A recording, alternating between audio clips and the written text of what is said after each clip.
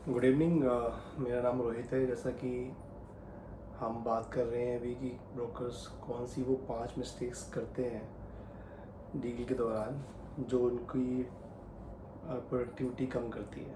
तो सबसे पहले हमने बात की थी कि कौन सी वो 5 मिस्टेक्स हैं, और हमने पहली मिस्टेक पे बात की थी लास्ट वीडियो में। अभी हम सेकंड मिस्टेक में बात करेंगे। पहली मिस्टेक ये थी कि हम सुनते नहीं हैं, जो कि मैंने डिटेल वीडियो में बताया, आप जाके देख सकते हैं।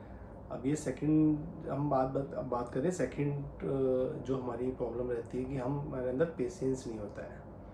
ये पेशेंस जो है ये एक आर्ट है जो कि रियल एस्टेट में बहुत ज़्यादा ज़रूरी है। हम हमारे अंदर पेशेंस नहीं है। कोई क्लाइंट का कॉल आता है, हम पहले ही कॉल से ही उस इम्पेशेंस हो जाते हैं।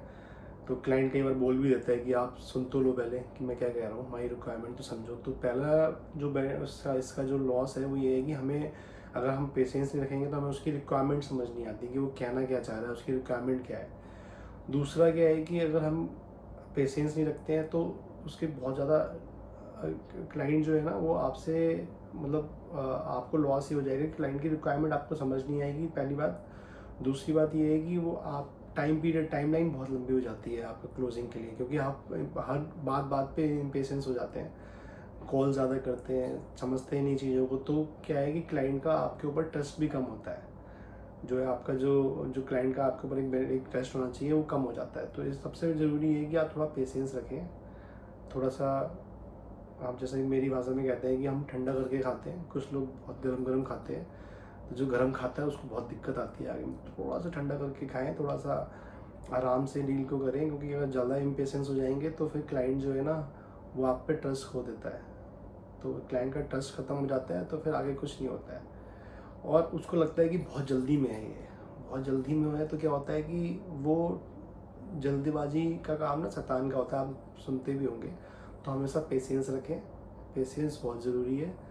और जब पेशेंस रखेंगे तो उसकी रिक्वायरमेंट अच्छे से समझ सकेंगे, उसको अच्छी चीज़ दे पाएंगे। और ये पेशेंस ना सिर्फ पहली कॉल के लिए नहीं है, ये पूरी डील में आएगा, और आपकी पर्सनल लाइफ में भी बहुत ज़रूरी है। बहुत सारी दिक्कतें आपको आती होंगी लाइफ में, तो हमेशा पेशेंस रखो। आधी प्रॉब्लम्स जो है वो पेशेंस रखने से ही दूर हो जाती है। बहुत सारे लोग मैंने देखे, कोई प्रॉब्लम आई एकदम से पैनिक हो जाते हैं और फिर वो अपना लॉस कर लेते हैं। अगर कोई भी प्रॉब्लम आ रही है, पहले उसको ठंडा होने दो, 1-2 दिन दो, थोड़ा सा टाइम लो।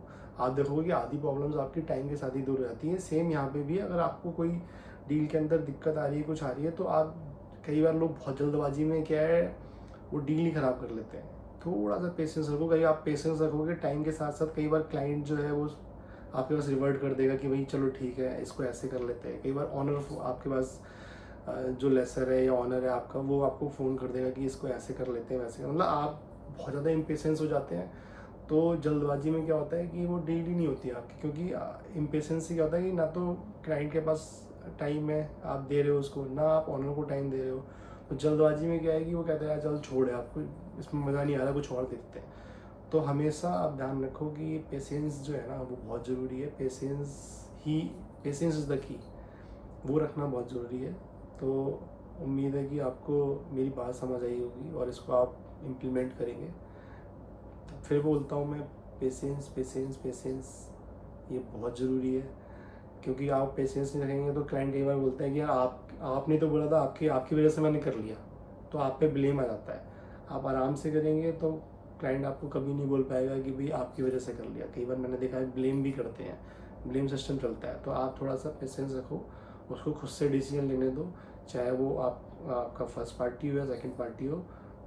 थोड़ा सा आपका रोल रहेगा, बट बहुत ज़्यादा आप पुश मत करो, पेशेंस रखो और चीज़ें बेटर हो जाएंगी, आप देखोगे टाइम के साथ साथ। Thank you so much.